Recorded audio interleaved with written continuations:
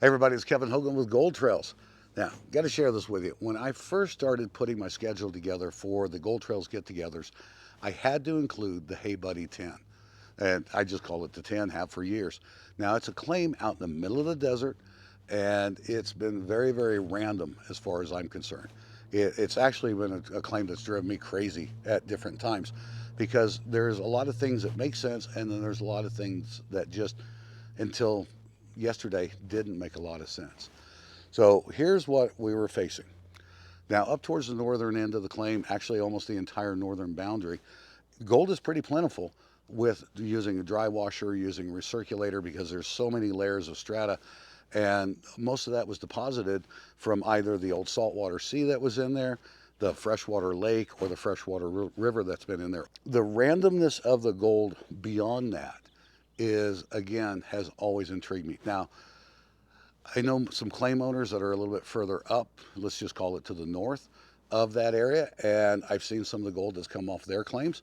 And now that the Placer Peak claim has been located and founded, and there's been a lot of people working on that, I've seen a lot of the gold that's come off of Placer Peak, and I've seen some of the nuggets that have come off of Placer Peak. And it doesn't make any sense to have a big claim right in between and not have a strike that we could actually track. Started out today with a meet and greet. Always like to know a little bit more about the people that I'm working with. Have they ever prospected in the desert before? Are they more of a water guys and so on like that? Because looking at a desert is completely different than looking at a stream bed or somewhere where you've got running water.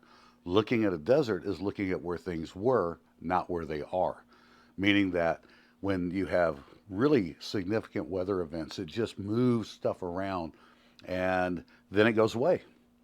Whereas with the stream, you can always take a look at it and you can see how things are moving.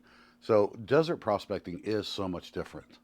Now, to get everybody excited, Kim showed off a little bit of his gold that he's been finding on that claim and then also on his claims and all throughout that area.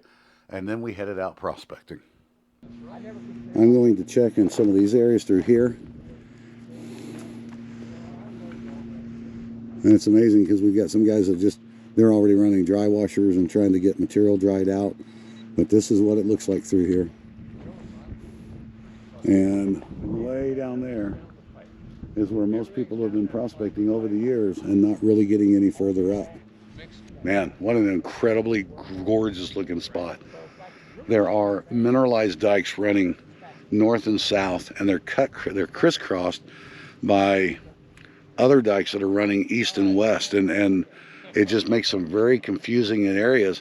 And that confusion is what's great because none of it's really super deep, so it's going to be holding gold. Wow, really happy with this. Really happy with this area so far.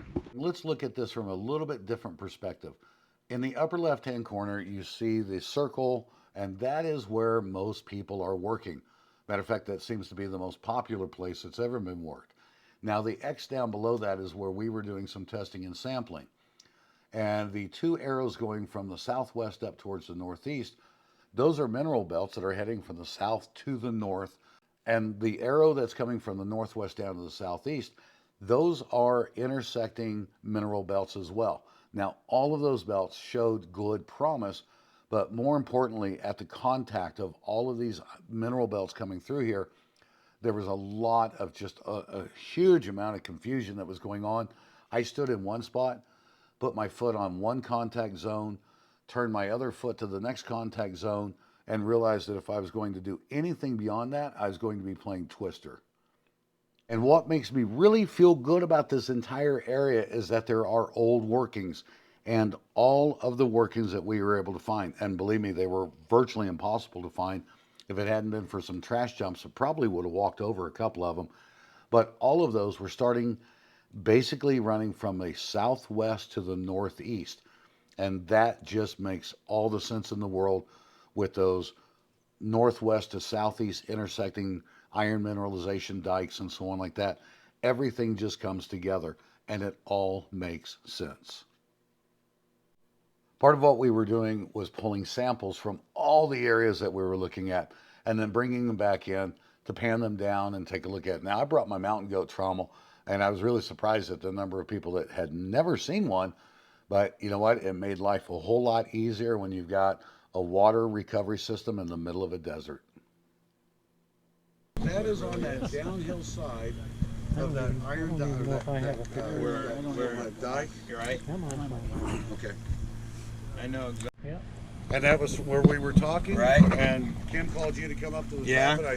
You dug there. Where you had that Oh, yeah. dark and that light material come together, Uh-huh. right in the middle Contact of that cut. zone. That's where that came from. Yeah. There they are right there. Over there to the left too. Yeah. Oh, Right on, dude.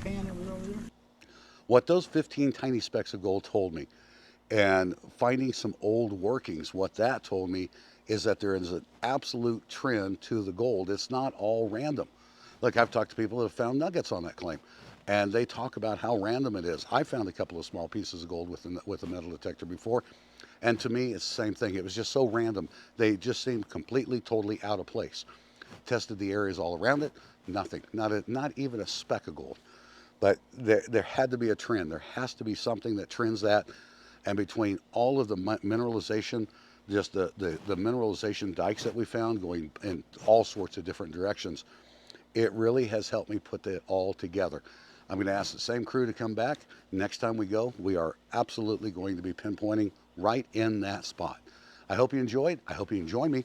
And if you want to join me while I'm out in the field, go to goldtrails.com, look at my schedule, sign up. The only other question is, why aren't you out here?